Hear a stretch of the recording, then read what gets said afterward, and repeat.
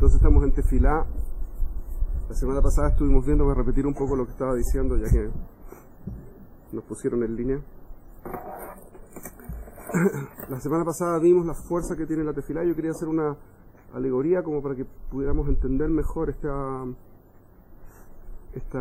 concepto de que la Tefilá puede incluso hacer que Hashem haga algo que no quiere hacer.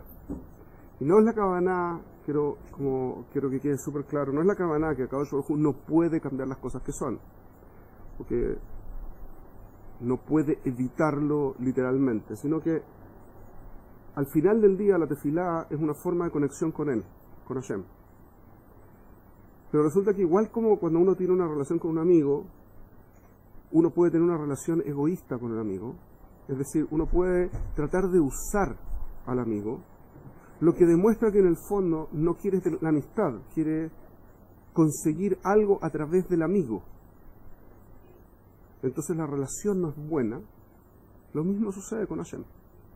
Yo puedo usar el sistema que Hashem creó, ¿sí?, para que yo me comunique con Él y que yo trate de establecer una buena relación con Él. Yo puedo usar ese mismo sistema para usarlo, no para comunicarme con Él, para usarlo. Y entonces aprovecharme del sistema para poder conseguir lo que yo quiero, que no tiene nada que ver con lo que Hashem quiere. Y tengo que poder hacerlo, porque en el fondo el nivel más elevado de conexión con Hashem es hablar con Él, es la Tefilá.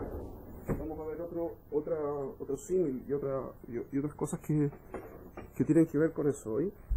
Entonces el nivel es un nivel muy elevado, estar en contacto directo con Hashem, y por lo tanto tengo que poder, esta herramienta tengo que poder usarla para bien y para mal, porque si no, no habría Bejirá, ¿sí? Yo me pongo a conversar con Él y está siempre bien, cuando en realidad no es mi intención conectarme con Él. Al final tiene que poder notarse eso, que tenga como condición. No sé si me expliqué, pero ¿alguien entendió lo que dije recién? Como la cabana del... Inténtelo. Nuestra intención debería ser hago tefilá para conectarme con usted, y en eso le hablo directamente por el online, voy a hacer un proyecto, lo que sea, ¿ok? Pero hay un problema, que es que yo puedo hacer eso no porque me interesa la conexión, sino porque quiero el resultado. Por ejemplo, tengo un problema, pero puede ser que sea esto, puede ser que sea lo otro. Puede ser que Juanito tiene un problema de salud y hace tefilá, no porque quiere conectarse con Hashem, sino porque tiene un problema de salud. Y no quiere estar mejor con Hashem, quiere no tener el problema de salud.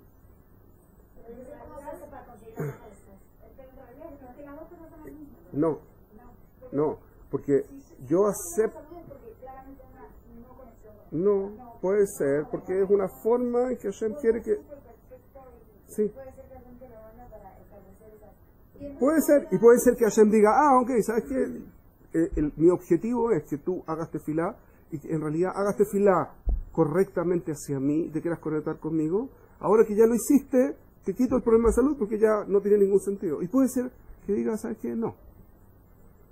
El problema es bueno, y va a lejaper, y va a hacer esto, y va a hacer el otro, y va a hacer que el resto de la gente alrededor tuyo tenga toda clase de comportamiento, lo que sea, y no te quiero sacar el problema de salud.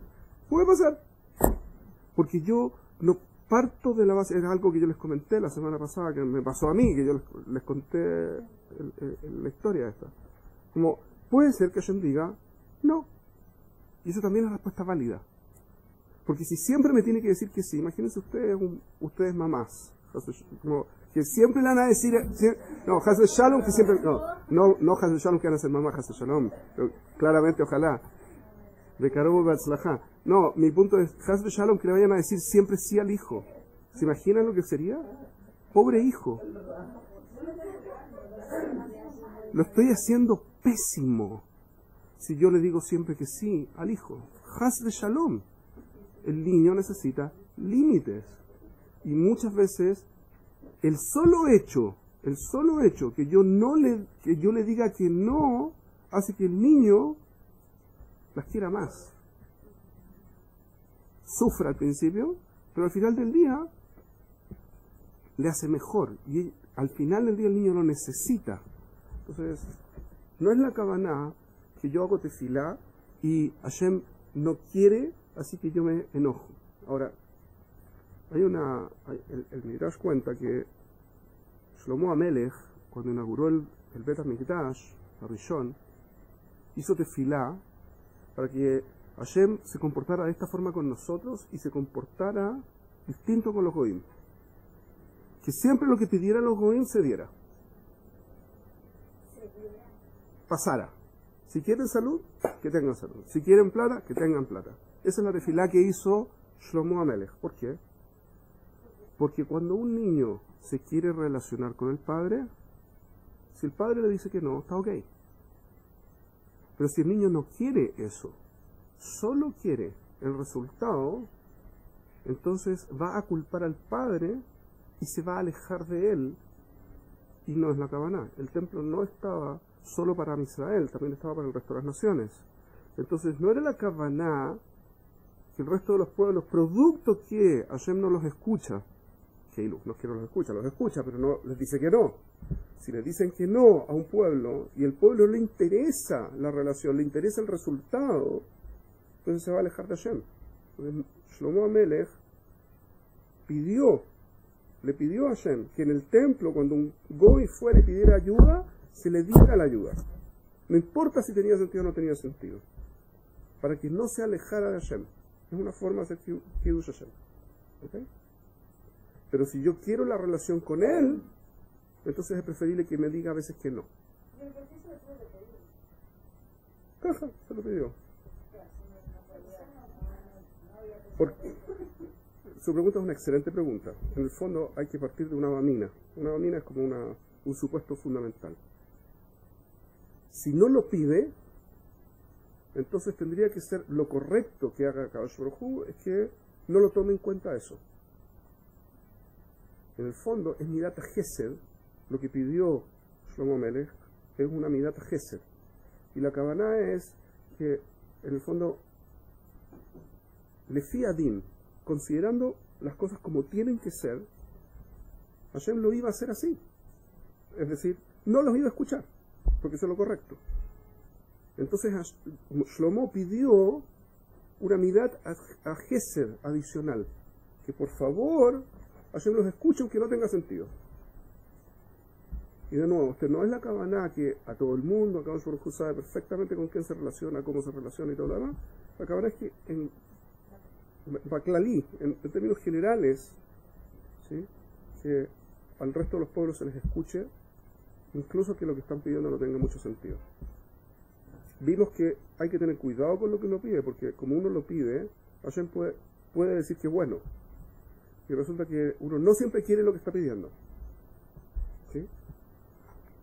Uno cree, uno siempre se enfoca en la parte bonita de lo que está pidiendo. Hay un segundo lado siempre en lo que uno está pidiendo. Y ese segundo lado, uno nunca, pero pocas veces uno lo toma en cuenta. Y la petición puede no convenir. Puede ser que sea una mala idea. Les di el ejemplo con pedir que ustedes decían que este chico les encanta y se quieren casar con este chico en particular. Es una muy mala tefilá. Muy mala. Porque puede ser que Hashem diga bueno y no sea para ustedes. Y se están comprando un flor de problema. ¿Ok? Todas las chicas quieren un tipo que se vea bien, que tenga dinero, que sea acogedor, que sea decidido, que sea, ¿cierto?, que sea buena escucha, etcétera, etcétera. Pero no todas las chicas están al nivel de tener un chico así. Y no todas las chicas pueden desarrollarse mejor con un chico así. Puede ser que sea una muy mala idea para una chica tener un chico que le dice que sí, y que tiene plata, y que es bueno, y que no sé qué, y es decidido, y trabaja, y también estudia, y sabe un montón, y no sé qué, porque ella, si no está al nivel, si no es matimá, la relación va a ser una relación muy, muy difícil. Muy, muy difícil. Y se puede superar, pero no necesariamente es el sibuk. De hecho, lo más probable es que no. ¿Okay? Así que ojo con lo que uno pide. Uno puede pedir cosas, puede pedirlas, pero tiene que tener cuidado con no tratar de forzar a través de la tefilá que haga o haga lo que uno quiere que haga, porque no es lo correcto. ¿Okay? Ya vamos para allá. Eso es el desarrollo de cómo es la tefilá y vamos a verlo de Caro. Jajamim Tiknu, entonces, también vimos esto, que la tefilá va a cambio de los korbanot, y no todos los korbanot, el korban tamid, ¿sí? El korban tamid, porque como vimos, eso es el acercamiento permanente. ¿Se acuerdan de eso? Así que eso ya lo voy a dar por sabido. Tamid, permanente. Y el korban tamid se hacía 2 veces al día, en la mañana y en la tarde, ¿sí? Shaharit de Minja, y al principio al menos hay 2 shitot en la Gemara de los Tanaín, que Arvit es una tefilá reshut, que se llama, es decir, que yo tengo el derecho a decidir si la hago o no la hago, o que no, que esta caná, que también tiene que ser. Le masé la práctica, no es que hay discusión respecto de que uno tiene que hacerlo, sino cómo surgió. ¿Okay? Al final del día, la tefilá, uno tiene que hacer 3 tefilot. Para mujeres, ahora lo práctico, cortito, alajá le masé, hay un mahloket en la Gemara respecto de si la tefilá, si la tefilá de Oraita es también mitzvah de la mujer de Oraita, o la tefilá para la mujer es solamente de Rabanán. De Oraita significa de la Torah, que en la Torah está escrito que tiene que hacer.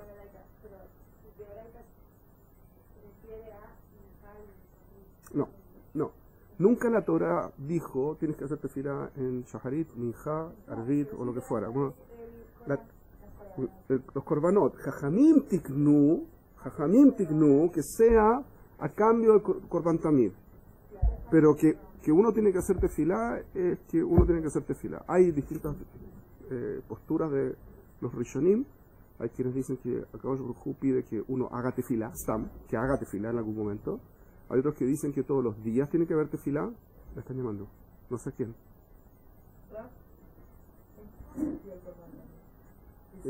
Físicamente era un animalito que le hacían shejita, tiraba la sangre. No, era un C.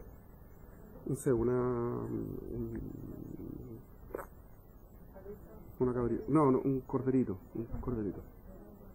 Corderito de 1 año completo, como tenía que ser el día del cumplía 1 año, era por todo el pueblo, se compraba con la plata del Mahatzita Shekel, en el tiempo del Pesach, un poquito antes de Pesach, se compraba todo. Aparentemente no. En la noche, porque uno no está despierto en la noche, uno se supone que está durmiendo en la noche. Uno tiene que pedir capará por las cosas que no ha hecho y que no hace, pues está durmiendo. Ahora, si no está durmiendo, está estudiando Torah, si no, está haciendo tefilá. En su oreja.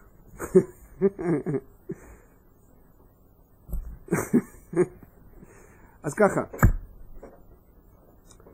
Las mujeres. En principio, la mujer es mahloket rishonim, si es que tienen la mitzvah de tefilá es de la Torah, pues el mitzvah es de Rabanán. Si fuera de la Torah, entonces de Rabanán no aplica. Y si fuera de Rabanán, de la Torah no aplica. Es decir, si es de la Torah, la mujer tiene que hacer tefilá, como dicen los Rishonim, 1 vez al día. Y ya está. ¿Okay? Si es de Rabanán, entonces están dentro de la takaná de Jajamim. Y entonces tienen que hacer 3 tefilot al día. 2 tefilot al menos, tercera tefilá. Sí. De Rabanán son todas las tefilot del Tamid. En Arvit se hace tefilá de Arvit.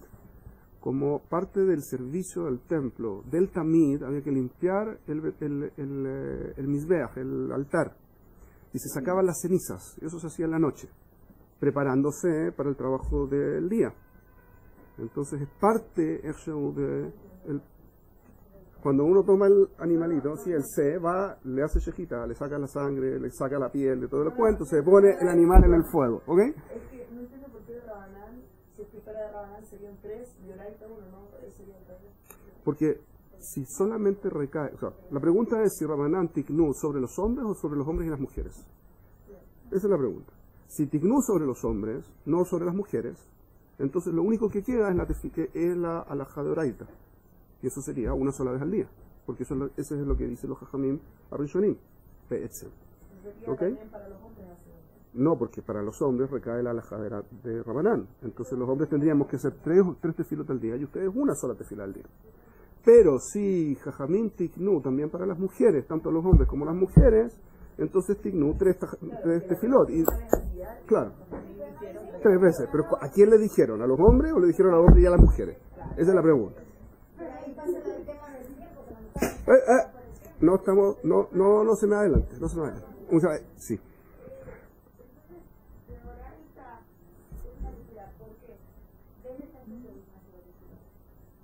No me acuerdo, así que no se lo puedo decir. No me acuerdo. Sé que está escrito, no me acuerdo dónde está escrito, así que no se lo puedo decir. Sí. Creo que está en el Shema, pero no estoy seguro, Hay que hablar una vez al día con Hashem. Ese Lemase lo trae el Ramban, pero no me acuerdo cuál es el pasuk en el que surgí. No estoy seguro. Así que no lo puedo decir. No, la tefilá es tefilá. La tefilá es tefilá. Chicas, como quiere alajale más hacer toda la alajá de tefilá o estamos hablando para la tefilá, así que de a poco. Así que ¿qué? Los jajamim, en principio, por lo tanto, las mujeres tienen la obligación de tefilá. Jajamim dicen que cuando una mujer es soltera y tiene tiempo, porque soltera no tiene tantas cosas que hacer, entonces, ¿ah?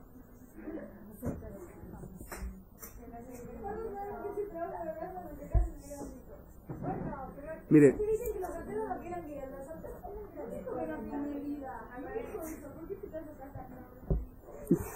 ok, chicas, el punto es así. No es que las mujeres les sobra el tiempo cuando están solteras. No estoy diciendo eso. Es que la mujer, igual que el hombre, cuando están solteros, pueden tomar decisiones sobre su tiempo y controlarlo y manejarlo como quieran. Eso, tanto los hombres como las mujeres son iguales. Una vez que la mujer tiene un hijo, es distinto el cuento, porque cuando el hijo llora, la mujer no se puede concentrar. Y es la realidad de la naturaleza. Puede gustarles, puede no gustarles, pero así es la vida. ¿Ok? Pueden pelearse con eso o no.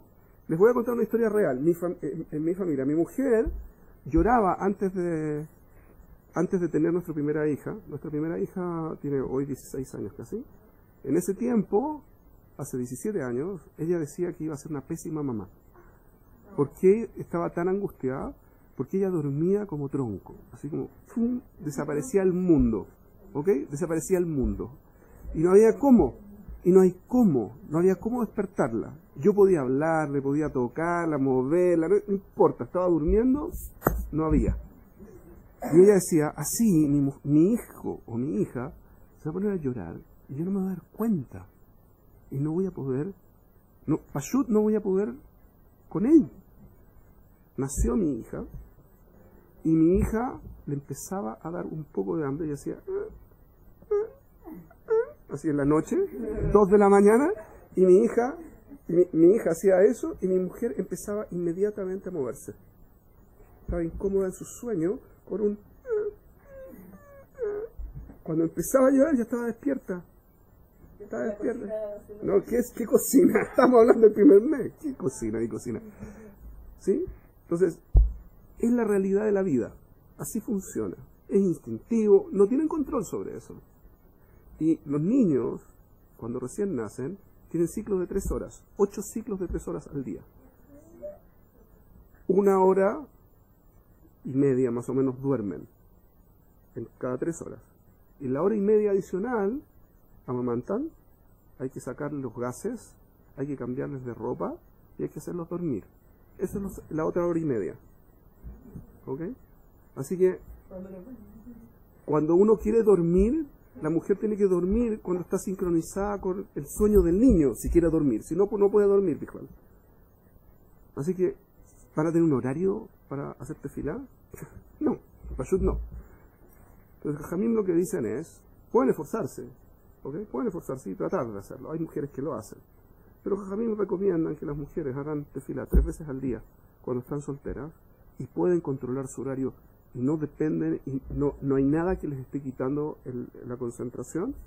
Pero cuando hay algo que ya no pueden concentrarse porque está ahí, y ustedes van a ver que eso pasa, entonces que hagan tefilá una vez al día y eso está ok. La tefilá a la que nos referimos y a la que vamos a estar hablando todo este tiempo es lo que se llama tefilá mamash, que es el Shmona Esrei, ¿sí? No estamos hablando de toda la tefilá Psuké de Zimbra y Korbanot primero y Psuké de Zimbra y todo el cuento y después todo el cuento. Sí, pues en principio tiene que ser Birkot HaShahar. Pero aparte de eso no tiene la sefaradiot no tienen que hacer Pijlal, ni siquiera el Shema. Porque es una mitzvah Shaznan Grama, es una mitzvah que está sujeta al tiempo, hay momento para hacerlo, al levantarse y al acostarse, ese es el momento. Y por lo tanto la Torá no hizo que la mujer tenga la obligación ni en la mañana ni en la tarde es obligación de la mujer hacer Shema. ¿Tiene que hacerlo? Depende. ¿Quiere hacerlo? Que lo haga. Pero ¿tiene la obligación de la Torá? No tiene la obligación de la Torá. Eso le fijó la de otro. Para el mundo ashkenazí, la mujer es parte de Kaal de Am Israel. Entonces, la mujer recibió sobre sí mismo la obligación de hacer tefilá. Y por lo tanto, es que Ilu, y se lo traen en Mefashim Rishonim, es que Ilu que una mitzvah de Oraita. No es verdad, no es de Oraita mamás, porque no es el cuento. La mujer no tiene la obligación de la Torah de hacer tefilá, de hacer el Shema. Tefilá, machloket, pero tefilá, pero el Shema, ¿ah? No hay machloket. A la Jale Maaseh, las mujeres tienen que hacer una vez al día tefilá, seguro, no hay ningún machloket. Un segundo. Y el punto adicional es que eso implica que para las sefaradiot que hay en este lugar no se puede hacer una verajá completa, no se puede hacer Baruch Atah Hashem, Elokeinu Melech Haolam, lo que fuera. Puede hacerse de dos formas distintas. Uno, no decir Bichlal la verajá, no hay ningún problema, pueden no hacerla, o pueden Baruch o Bet Israel o lo que fuera. ¿Sí? Pero no tienen que ser ni el Shem Hashem, ni el... Puede decir Atah. Es preferible no decir Atah. Baruch, Yotzera Meorot. Pero mi pregunta es, las mujeres no pueden hacer ¿por qué harían anuladas? Porque no tiene nada que ver con sujeto al tiempo, no, porque tienen que hacer una vez al día. Es una cantidad, pero no está sujeto al tiempo. En cualquier momento del día está ok. De día o de noche, más me llené. Tienen que hacer una vez al día. Eso sería todo. Pero no es sujeto a un momento. No es que ahora recae o no recae. Y también cuando los jajamim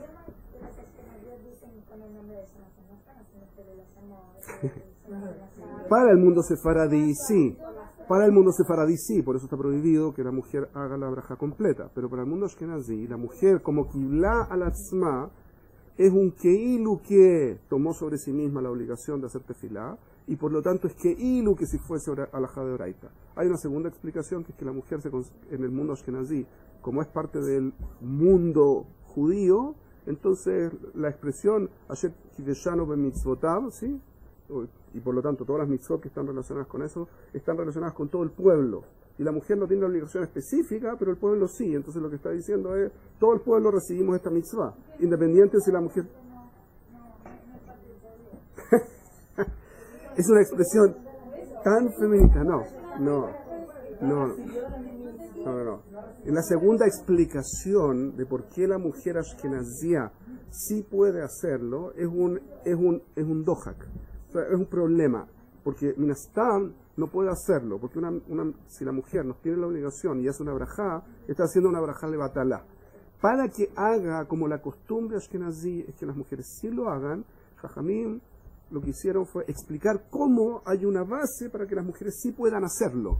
Pero no es el halak. El halak le maaseh no tienen que hacerlo.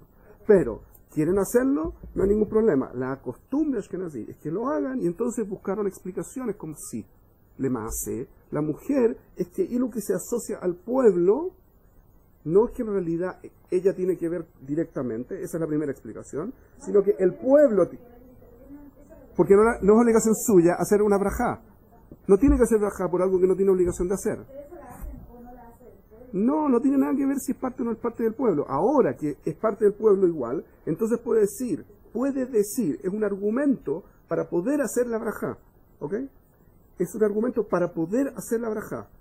Que como yo soy parte del pueblo y el pueblo recibió, en realidad la mitzvah es de la persona, no es del pueblo. ¿Por qué el pueblo tiene que hacer el Shema? La persona tiene que hacer el Shema. ¿Estamos de acuerdo? Ok.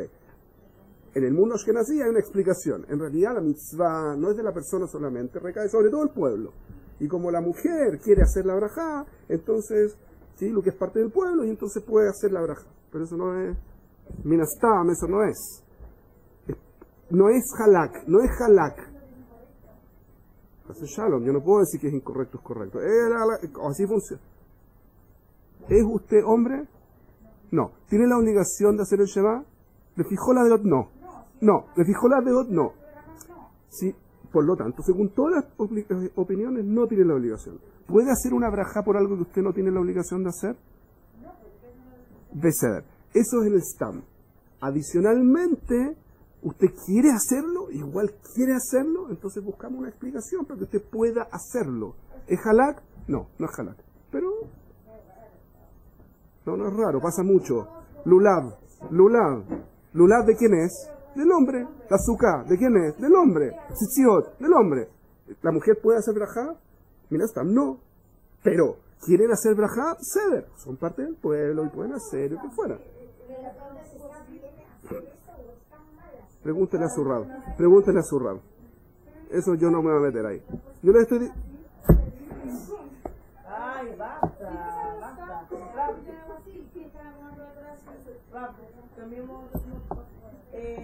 Eso es un tema aparte, tiene que ver con la costumbre ashkenazí y fuera. Como no es el punto. Me quedé con una pregunta. Pregúntelo. Es que al final de Rabanán habían sido tres testigos, los que no habían dicho. Sí. Y te dijo, ¿a quién le dijeron? ¿A los hombres o a las mujeres? Perdón, ¿a los hombres o a los hombres y las mujeres? Esa es la pregunta. Sí le dijeron a los hombres, entonces las mujeres están exentas de la halajá de los rabanim y están solamente recae sobre ellas la halajá de la Torá. Sí le dijeron a los hombres y las mujeres, entonces no me llané lo que dijo la Torá, la implementación de lo que dijo la Torá es como dijeron los jajamim para hombres y para mujeres. En el primer caso solo tiene la obligación de hacer una vez, en el segundo caso tienen que hacer 3 veces. ¿Qué pasó? ¿Por qué los jajamim al final decidieron que solamente iba a ser una persona?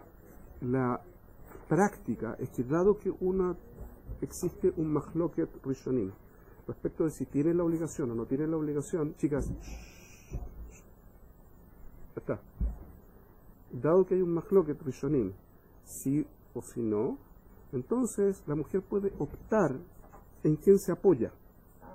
Ese es todo el punto. Ok, dígame. Es que puso esto como... Ok. Volvamos entonces a nuestro tema. Gracias. Entonces,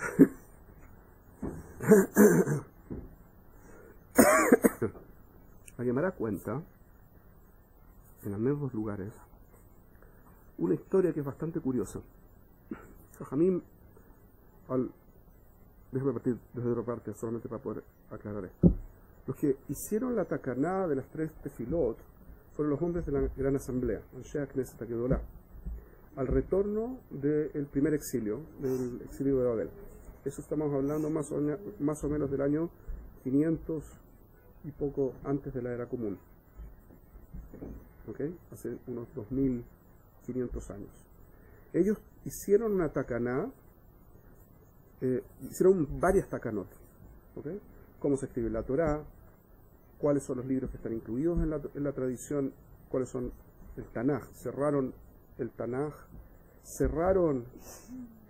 definieron las tefilot, etc. Hicieron un montón de definiciones, ¿ok?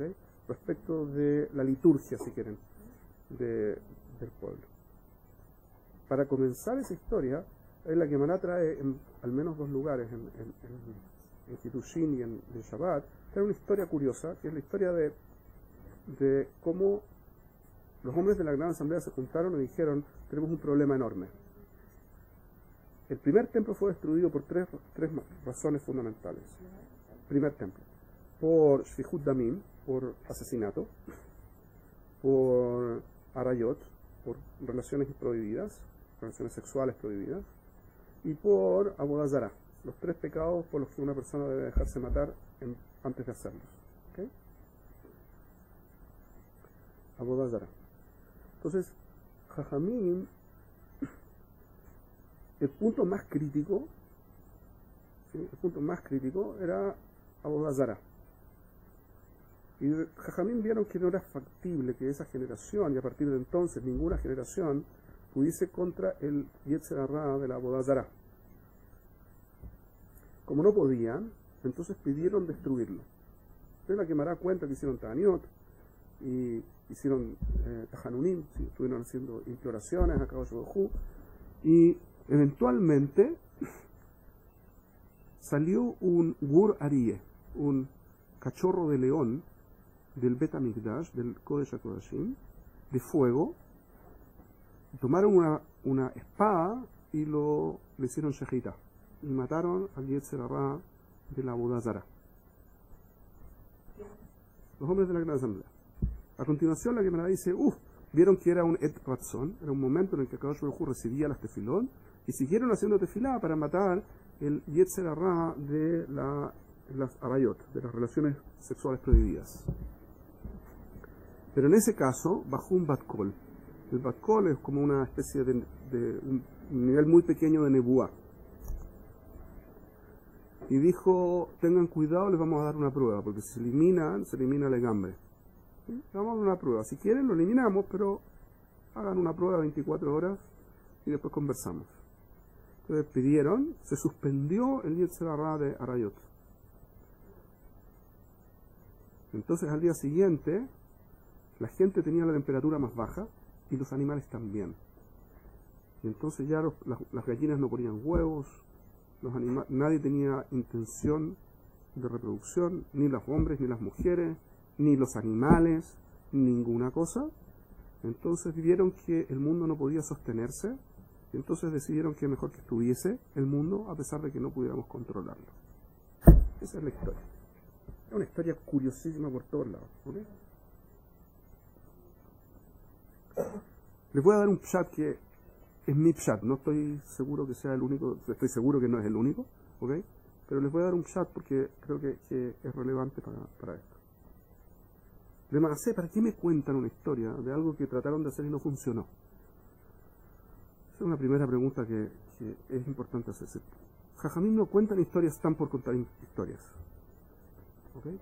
Si cuentan una historia es porque es importante. Entonces me cuentan que trataron de eliminar el Yetzer Hará de Arayot y ahora les avisaron que si se elimina, entonces desaparece en todas partes. Segundo punto, es que es muy curioso. Resulta que destruyeron el Yetzer Hará de Avodah Zará. Significa que no hay en todo el mundo, no hay nada que se llame Avodah Zará como en la Torá. No existe la Avodah Zará. Pero es curioso eso. ¿Por qué? Porque en India se hace Avodah Zará Meforeshet. Tienen más de 2000 dioses distintos. Le hacen tefila a los ratones, a las vacas, a los perros, a los gatos, a todas clases de animales. Tienen korbanot, hacen Avodah Mamash. ¿Ok? Entonces, es muy difícil decir que destruyeron el Yetzer Hará. Podríamos decir que solamente lo destruyeron en Am Israel. Tampoco es cierto, porque ustedes conocen la cantidad de gente judía que está metida en toda clase de sectas en todas partes del mundo. Eso no es ninguna novedad. Minimizarlo no es matarlo. Y lo que dice el texto es que lo mataron. Hay un tercer problema. ¿Qué significa que salió un Gur Aryeh desde el Kodesh HaKodashim era de fuego. Si era de fuego, ¿qué le hace una espada? ¿Le hago shejitá a un fuego? ¿De qué estamos hablando? ¿Por qué Dafka del Kodesh HaKodashim? Como, toda la historia es rara. Toda la historia es rara. Lo que sí hicieron los hombres de la Gran Asamblea es que cerraron la Kabbalah. Y con la Kabbalah cerraron la profecía.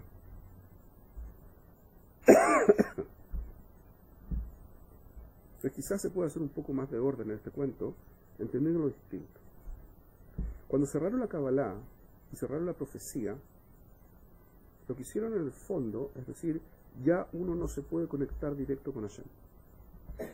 Josephus Flavius, en su libro de la Guerra de los Judíos, cuenta que hay un rey, mucho después de los hombres de la Gran Asamblea, que tenía profecía. Curioso. Porque si lo mataron al Yetzer Hara de la Avodah Zará, desapareció con eso también la profecía. Porque son las dos facetas de la misma cosa. Todas las cosas tienen un lado positivo y un lado negativo. Y depende cómo yo las use, si son buenas o son malas. La profecía es la conexión con Hashem. La Avodah Zará, y por lo tanto es el servicio más puro. La Avodat Hashem más pura es la profecía. Entonces, exactamente lo contrario en la Avodat Zará. Si mato la Avodat Zará, mato la raíz espiritual de ambos lados. Entonces desapareció la profecía. Si tenemos un registro histórico, Echeu, que los Jajamim decían en esa época, en el tiempo de Josephus, que había profecía, implica que no se murió la Avodah Zará. Y no se puede haber muerto legambre, entonces me están mintiendo. Y Jajamim no mienten. ¿Cómo funciona este cuento? Es todo enredado. Está todo patas para arriba. Que quizás se puede decir así.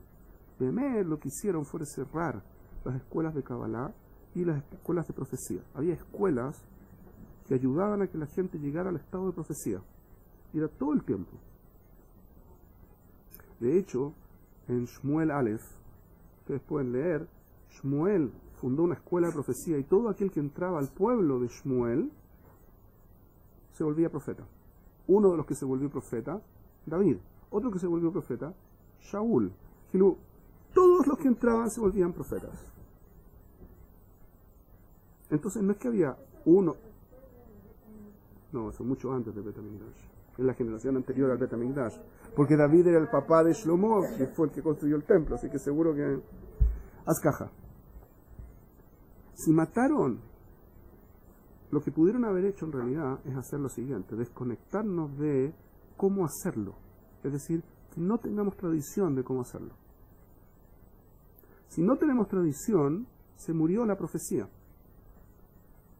Y si se muere la profecía, porque ya no se puede alcanzar, también de alguna forma se muere el Yetzer Hara de la Avodah Zará.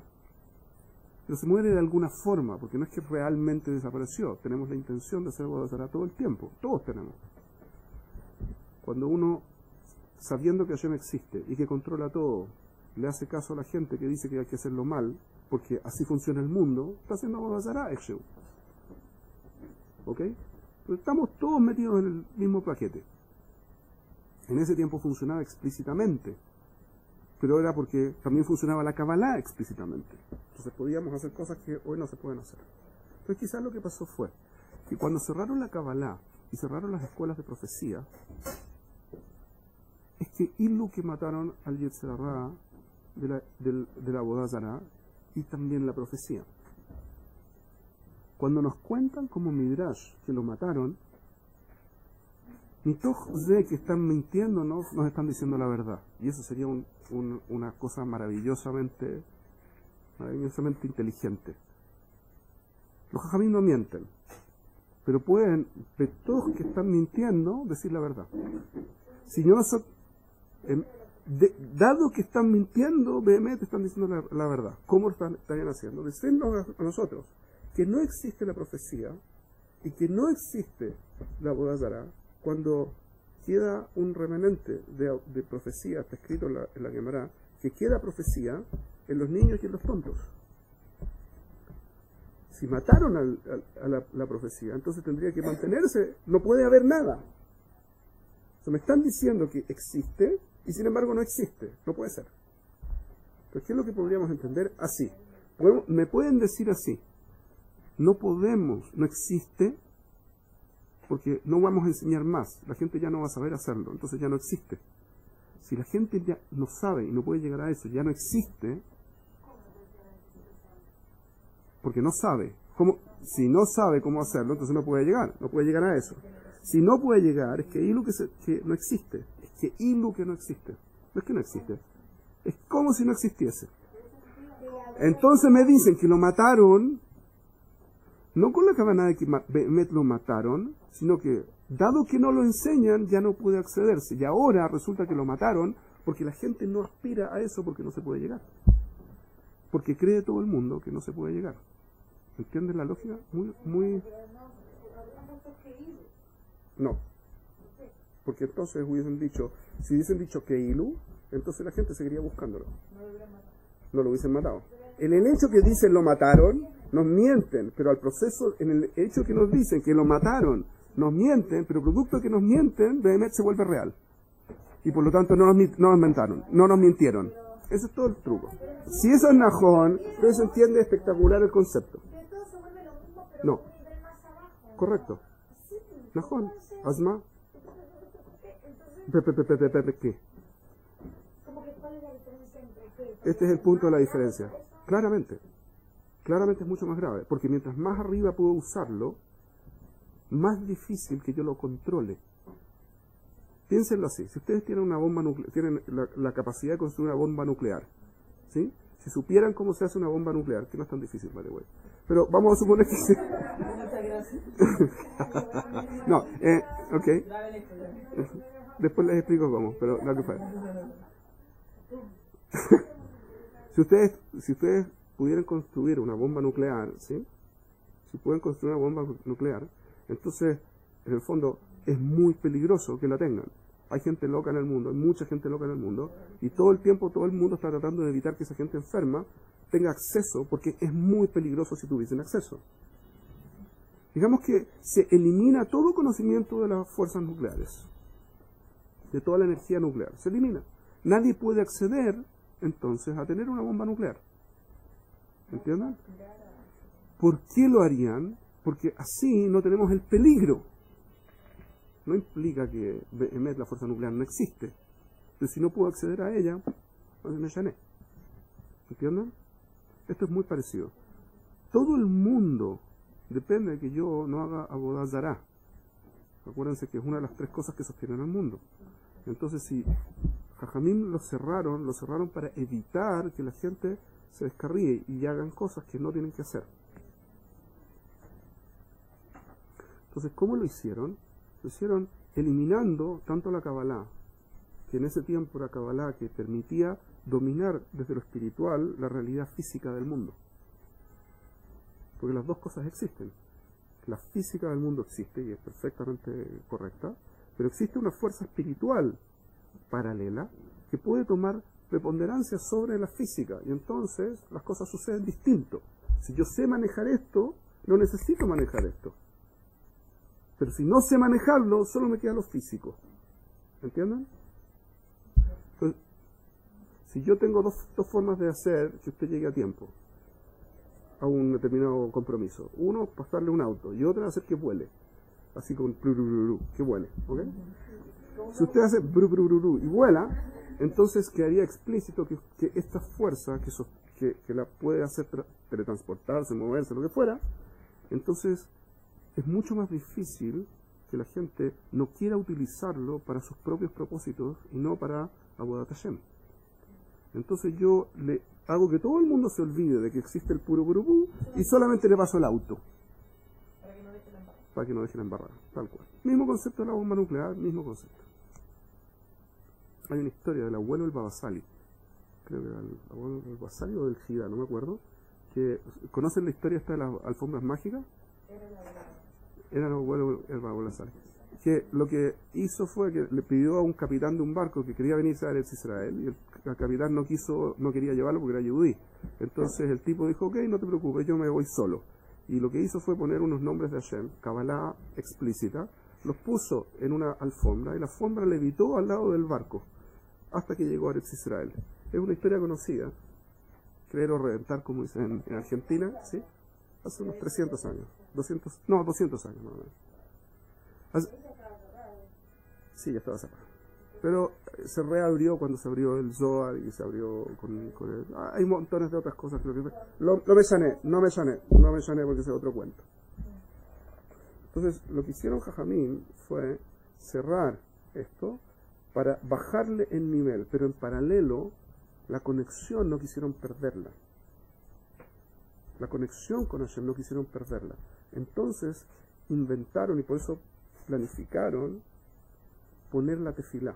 La tefilá la implementaron para sustituir el hecho que no existe ni la profecía ni la Kabbalah. Por lo mismo yo puedo hacer abodá correcta haciendo tefilá. ¿Ok? ¿Se entendió más o menos esta lógica? Pues acabo de explicar en el fondo lo siguiente. Jajamín tiknu 3 tefilot al día para reemplazar la abodá del tiempo del Betamikdash Arishon. Esa es la lógica. En los 2 korbanot y con limpieza y todo lo demás, pero este es el foco. Hacer el equivalente a lo que se podía hacer en el Betamikdash Arishon de la forma que estaba puesta en la Torá. También cerraron el Tanaj, un segundo, también cerraron el Tanaj porque una vez que yo no tengo acceso directo a la conexión con Hashem, no tengo acceso directo al Emet Leamitato, así como el Emet Mamash, no puedo acceder a él. Entonces, yo tengo impresiones de cómo tendría que ser, pero hay facetas que se van a perder. Cuando yo no tengo la mente limpia, como para poder tener una visión clara de qué es lo que es y lo que no es, entonces cuando escribo, se mezclan cosas que están bien con cosas que no son emet. Entonces, hasta esa generación se podía escribir textos del Tanaj, de ahí en adelante eran dudosos. No porque la gente no fuera buena gente, no porque la gente quisiera mentir, porque la gente no estaba en contacto completo con el Emet y por lo tanto se podían meter piezas que no necesariamente son correctas. De ahí salieron los libros que se llaman los apócrifos. Apócrifos son los que fueron dejados afuera, el equivalente a la Beraitá. ¿Se acuerdan lo que significaba la Beraitá? Que estudiamos en la Mishnah de Avot. Gracias. El equivalente a eso que quedó fuera del Tanaj, fuera de eso quedó los libros apócrifos, como los Macabeos, como Lilith, y como todos estos nombres raros, que la gente viene a decir, hay muchos textos escritos hoy, mirándose atrás, que fue una cosa política. No fue una cosa política, fue una cosa de Emet contra Emet dudoso. Entonces, ¿tienen Emet? Probablemente tienen, y tienen mucho, pero también tienen cosas que no son Emet. Y como una generación después de los Anshe Knesset, que era del principio, que eran los profetas, porque había 5 profetas en la primera generación de Anshe Knesset, pues como después de eso ya no había conexión con el Emet, nadie iba a poder discernir, separar lo que era Emet Mamash de lo que era Emet con algo que no. Y por eso se cerró. ¿Okay? ¿Qué tiene que ver esto con todo este estudio de la tefilá? La forma en que está escrita la tefilá, está escrita con cuidado, como si estuviese escrita porque fue escrita también por profetas. Entonces, no es que las palabras son cualquier cosa. No es que tomaron decisiones así aleatorias o lo que fuera.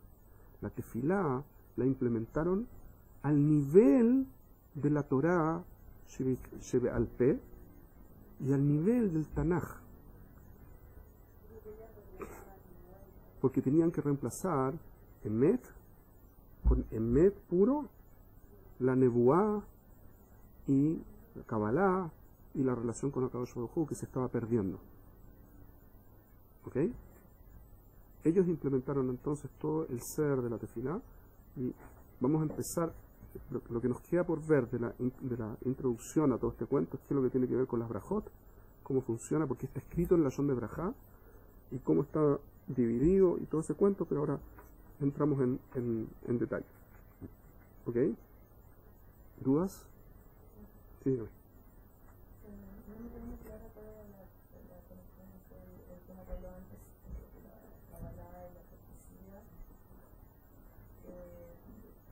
La profecía es como... La conexión de eso, entendí muy bien todos los temas, pero entendí la conexión de eso con que la tefilá reemplazaba la... El nivel más elevado de Abodá es conectarse con Hashem. Y el nivel más elevado de conectarse con Hashem es la Nebuá. ¿Estamos de acuerdo? Que corresponde, que iba a escuchar mamash a Hashem hablar. No, si voy a anular eso como opción, entonces tengo que hacer algo, eso fue el planteamiento de Anshe Knesset Gedolah, tengo que hacer algo que reemplace eso que se está perdiendo. Y yo no puedo hablar directamente con Hashem ahora. Entonces, ¿cómo hago para yo servir a Hashem en el nivel más elevado factible? Entonces implementaron la tefilá. ¿Ok? La tefilá, por lo tanto, es un reemplazo del nivel al que se podía llegar con la nebuá, que no tenía, acuérdense, la nebuá era todo un proceso, ¿ok? Pero la gente llegaba a ese nivel y de ahí escuchaba a Hashem, o Hashem, a través de los malajim, lo que fuera, pero escuchaban meforash, lo que está en la realidad, era emet la mitato. Para poder hacer ese trabajo tengo que hacer un trabajo equivalente, pero ahora desde mucho más abajo, que es la tefila. ¿Pero se estaba perdiendo la profecía? Sí. ¿O ellos estaban haciendo como que se perdía la profecía? Se perdió la profecía toda vez que no enseñaron cómo hacerla, cómo llegar a ella. Claro, que ellos la cerraron. Ellos mismos cerraron las escuelas de profecía y de Kabbalah. Decidieron cerrarlas para que no fueran mal utilizadas. Porque estaba siendo utilizado incorrectamente. Estaba siendo utilizado para Avodah Zará, no acaba nada Avodah Zará. Si yo me comunico a nivel de poder hablar o escuchar a Hashem directamente y repentinamente utilizo eso para hacer lo que a mí se me ocurra y convencer al mundo de que esto es para mí, y es equivalente a pasarle una bomba nuclear a alguien que no tiene escrúpulos, y de hecho es un poquito más complicado. ¿Cuál es la diferencia de matar un fuego con agua y con espada? No me metí en ese concepto. Cuando mataron al Yetzer Hara, le hicieron shejitá al Yetzer Hara de la Avodah Zará, primero salió de Kodesh a Kodashim, porque del nivel más elevado, ese es el concepto. Lo dijo no me acuerdo qué Rebbe de Lubavitch, pero no fue el último. Uno de los últimos que explicaba así, no me acuerdo. Dijeron que, dijo así, explicó así. La lógica es que así como el Kodesh HaKodashim era el lugar más elevado donde la persona se podía conectar, si de ahí sale el Yetzer Hara de la Avodah Zará, la Kavanah es, mientras más elevado, mientras más Kedusha puedo alcanzar, y el nivel más elevado de servicio que puedo hacer, es precisamente ese nivel de servicio el que puede ser utilizado como Avodah Zará. Entonces lo tengo que destruir. Entonces mataron la capacidad de hacer ese nivel de servicio, que el meforayo que les estoy diciendo que hicieron, que es eliminaron la profecía y eliminaron la Kabbalah para que yo no pueda usarla. Lo mataron. Pero también pero como estaba siendo utilizado mayoritariamente en esa época ya para cosas malas, entonces no tenía ningún sentido que lo siguieran haciendo. ¿De qué? Bueno, había profetas que hacían profecías falsas y hacían cuando Yerubam creó, ¿se acuerdan que se dividió Israel entre el reino del norte y el del sur, ¿sí? Yehuda e Israel. Cuando lo dividió, entonces la gente seguía haciendo Aliat HaRegel. Entonces volvían a llegar hasta Jerusalén a hacer korbanot en los regalim. Entonces, ¿qué hizo Yerubam? Hizo un Betamigdash en el norte y le puso límites usando todo Kabbalah. todo con Kabbalah, con toda clase de señalizaciones y con toda clase de cosas, y que también servía. Y un montón, y servía, pero no servía, no estaban haciendo Abodat Hashem. Estaban haciendo Abodá para Yerobam. 100%. Para mantener la división del pueblo, Yerobam necesitaba que la gente no llegara a Jerusalén, porque era como mantenerlos conectados con el Emet mientras él estaba haciéndolo mal. Como no tenía ningún sentido. Entonces, ¿qué es lo que, como, qué?